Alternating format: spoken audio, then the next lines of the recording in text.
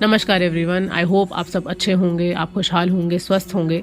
तो ये एक बहुत ही शॉर्ट एंड क्विक वीडियो होने वाली है धनतेरस के त्यौहार के ऊपर कि धनतेरस के बारे में कि आपको क्या डूज एंड डोंट्स फॉलो करने चाहिए धनतेरस के ऊपर, आपको क्या खरीदना चाहिए, क्या नहीं खरीदना चाहिए, किन बातों का ध्यान रखना चाहिए, पूजा कैसे करनी चाहिए, क्या रेमेडी आप कर सकते हैं जिससे आपके घर के अंदर माँ लक्ष्मी का वास हमेशा बना रहे। तो बिना किसी देर के स्टार्ट करते हैं ये वीडियो। सबसे पहले तो आपको और आपके परिवार को या राष्ट्र पार्टनर की तरफ से धनतेरस की हार्दिक शुभकामनाएं। मैं आशा करती हूँ कि आप सबके घर के अंदर माँ लक्ष्मी का वास हमेशा बना रहे और कुबेर जी आपके भंडारे हमेशा भरे रखें। तो सबसे पहले बात करते हैं धनतेरस कब मनाई जाती है। धनतेरस को मनाया जाता है कार्तिक महीने की शुक्ल पक्ष की त्रयोदशी तिथि के दिन। तो इस बार जो त्रयोदशी तिथि आ रही है वो 10 और 11 दोनों तारीख को पड़ रही है। ठीक है, तो 10 तारीख को 12:37 यानी कि 12:37 PM IST के टाइम से ये टाइमिंग्स है, यानी कि इंडियन स्टैंडर्ड टाइम के हिसाब से टाइमिंग्स है। तो आप अपने लोकल टाइम में से कन्वर्ट कर सकते हैं। तो 10 तारीख को 12:37 से मुहूर्त स्टार्ट हो जाएगा। तो कलश स्थापना के लिए 12:37 से लेकर के 1:25 तक का टाइम काफ़ी अच्छा टाइम पीरियड है। तो इस टाइम पे आप कलश स्थापना कर सकते हैं। और धनतेरस की पूजा करने का जो मुहूर्त रहेगा वो शाम का रहेगा। तो शाम को 7:30 बजे से लेकर के 10:30 बजे तक IST के टाइम से आप धनतेरस की पूजा कर सकते हैं और उस टाइम पे आप दीपदान कर सकते हैं। तो सबसे इंपॉर्टेंट बात, सबसे बेस्ट मुहूर्त ऑफ कोर्स जो रहेगा वो रहेगा 7:40 से लेकर के 8:25 तक। लेकिन अगर आप चाहें, अगर आपको प्रॉब्लम होती है या अगर आप नहीं कर पाते हैं किसी कारणवश, तो 7:40 से लेकर के 10:30 बीच में आप कभी भी पूजा कर सकते हैं धनतेरस की, और आप दीपदान भी कर सकते हैं। 12:30 बजे 10 तारीख को लेकर के 11 नवंबर 2 बजे के आसपास तक आप कुछ भी सामान अगर बाय करना चाहते हैं, आप खरीदना चाहते हैं मार्केट से, तो आप ले सकते हैं। नॉर्मली हम लोग धनतेरस के दिन जो सामान खरीदते हैं, हम लोग गोल्ड यानी कि सोना परचेज करना पसंद करते हैं, हम लोग बर्तन खरीदते हैं, हम लोग झाड़ू खरीदते हैं। तो आप ज़रूर इन तीनों में से कोई भी चीज़ ज़रूर अपने घर पे लेके आएं, अपने सामर्थ्य अनुसार, अपने बजट अनुसार, जो आपको लगता है। तो इन तीनों चीज़ों में से कोई एक चीज़ ज़रूर खरीदें। और बर्तन खरीदते हुए ध्यान दें कि बर्तन एल्युमिनियम का ना हो।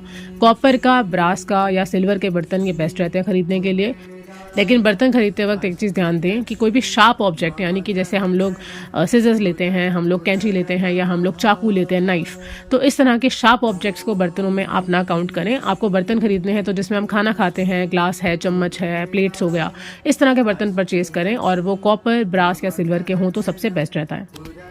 दूसरी चीज़, आप झाड़ू ज़रूर परचेज़ करें। झाड़ू आप तीले वाला झाड़ू परचेज़ कर सकते हैं, सबसे बेस्ट रहता है वो धनतेरस के दिन यूज़ करने के लिए, तो उससे आपको अच्छे रिजल्ट्स मिलेंगे। इस चीज़ का ध्यान रहे कि जब भी आप झाड़ू लेकर आ रहे हैं या बर्तन लेके आ रहे हैं, कोई भी सामान लेके आ रहे हैं, तो शाम को पूजा करने के समय उसको अपने पास ज़रूर रखें और उसकी पूजा करने के बाद ही घर में उसको इस्तेमाल करें। और उसको ऐसी जगह पर रखें झाड़ू को जहाँ पर वो किसी को दिखे नहीं। ठीक है, तो उसको छुपा के रखना आपको जब तक आप उसे इस्तेमाल नहीं करते।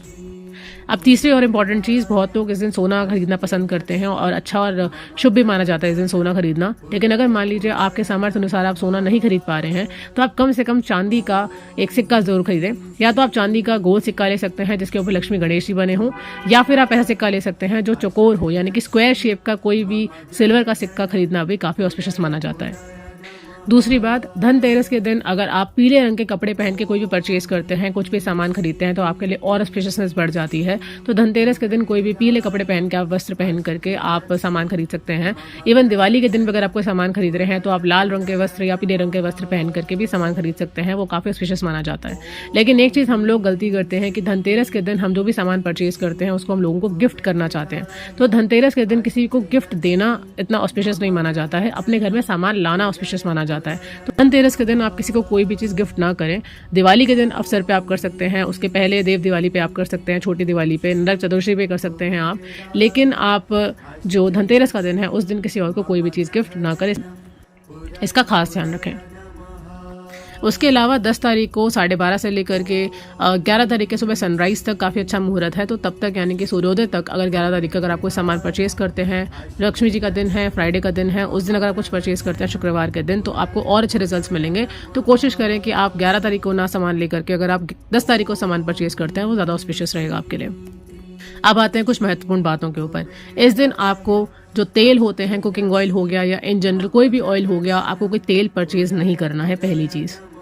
दूसरा, आपको कोई भी वुड का सामान, यानी कि लकड़ी का कोई भी सामान आपको परचेज नहीं करना है। और तीसरी और इम्पॉर्टेंट चीज़, बर्तन खरीदते वक्त एल्यूमिनियम के अलावा ग्लास के बर्तन या प्लास्टिक के बर्तन भी अवश्य ना खरीदें।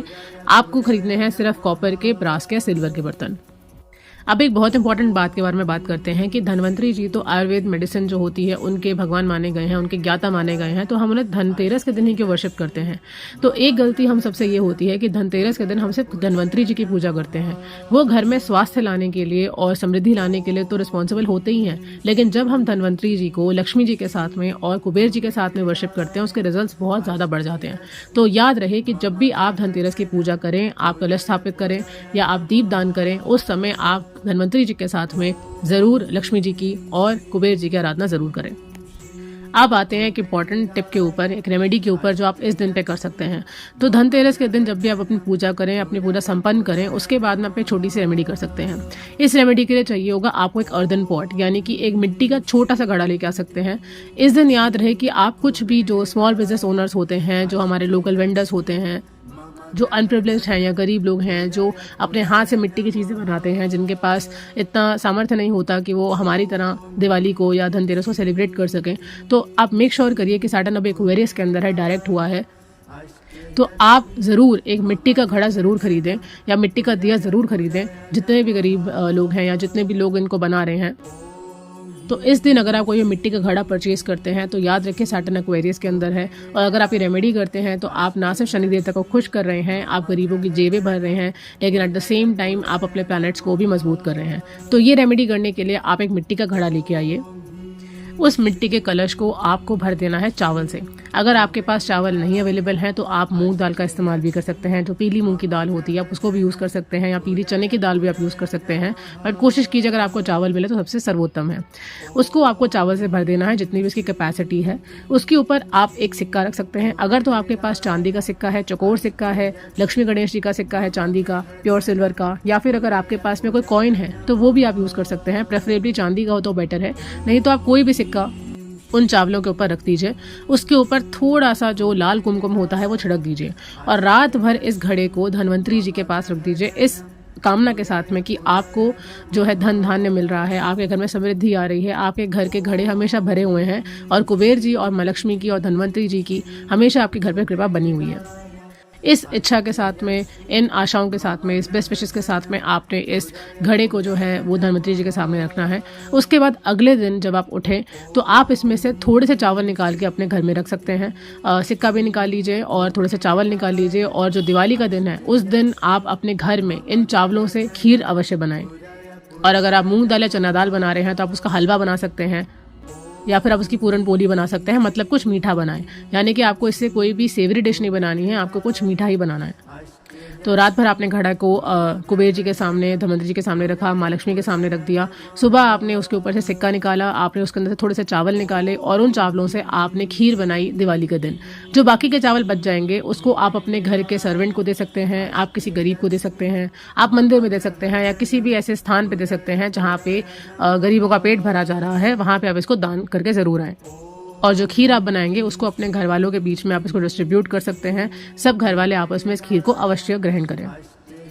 तो ये वो छोटी सी रेमेडी, एक छोटी सी टिप है जो अगर आप धनतेरस के दिन फॉलो करते हैं तो आपके खजाने हमेशा भरे रहेंगे, हमेशा आपके ऊपर माँ लक्ष्मी की कृपा बनी रहेगी और आपकी सारी इच्छाएं पूरी होंगी, और आपका आने वाला साल हमेशा आपके लिए फाइनेंशियल अबंडेंस और वेल्थ लेके आएगा।